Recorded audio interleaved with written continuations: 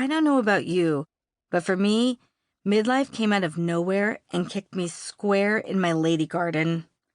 To tell the truth, I thought I dodged that whole midlife slump I caught older women whispering about when they didn't think I was listening. I was a late bloomer and really didn't come into my own until my 30s, so by the time I landed on 40, I was actually feeling great.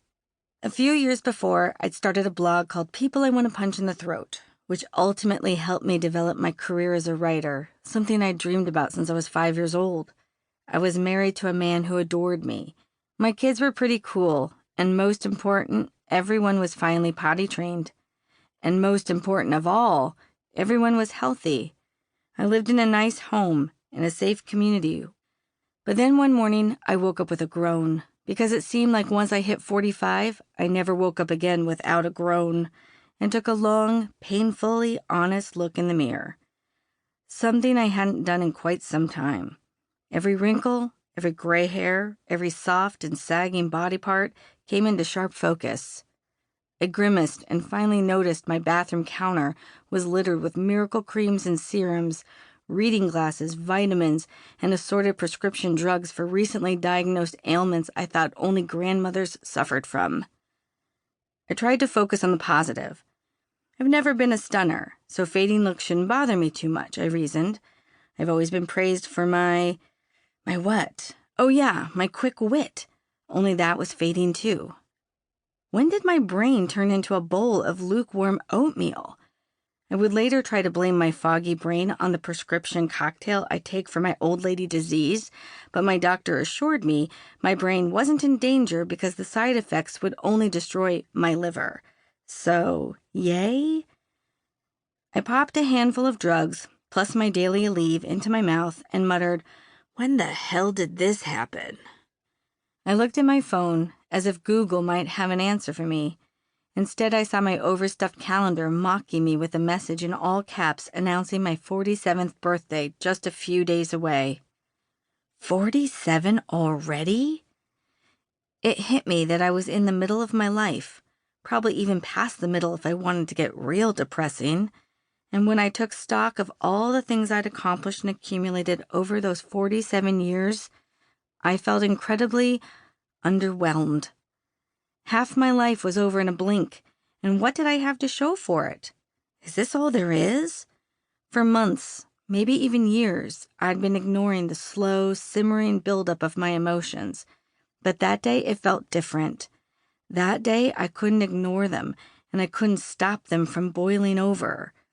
Before I could say, "Shut it down," I felt the floodgates open. All the thoughts and feelings I turned a blind eye to and had been pushing down deep daily tumbled out all at once. It's all downhill from here, Jen. What have you accomplished? How will you retire? Have you seen your bank account? I know you made money. Where the hell did it go? Have you seen what your neighbor Elizabeth has done? She runs her own company, plus she founded a charity this year. Oh, and let's not forget, she still finds time for daily workouts to keep her body rocking, plus weekly date nights and mind-blowing sex with her smoking hot husband.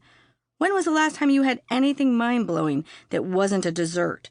Do you even remember how to do sex, Jen? Furthermore, she's a supermom who still reads to her kids every night before bed. Yeah, they're 14 and 16, but they want to spend time with her. When was the last time your kids wanted anything from you except money, Jen? Is this it? Is this all you're going to do? Wasn't there supposed to be more? You had bigger plans than a minivan, a couple sassy kids, and a grumpy husband, didn't you? Why did you waste so much time? Was watching the entire series of Friends twice really worth it? Should you cut your bangs? Bangs always make you feel better. Well, really, the idea of bangs makes you feel better, because bangs always look awful on you. Don't cut your bangs. Or do. Maybe this time will be different. What do you have to lose? Why are you so unhappy? Why are you so mad? Seriously, this amount of anger isn't normal. When did you start feeling this way? Why is this happening? You're the only one who feels like this, Jen. You're all alone. You're obviously broken. I was falling apart, losing my mind, going crazy, whatever you want to call it. I was spiraling out of control and couldn't stop. I was paralyzed by the fear of moving forward and the disappointment of what had already passed me by. I was consumed with the idea that I'd already failed and there was nothing I could do to make it better. What was the point? The good years were behind me, and now I was too old to do anything amazing.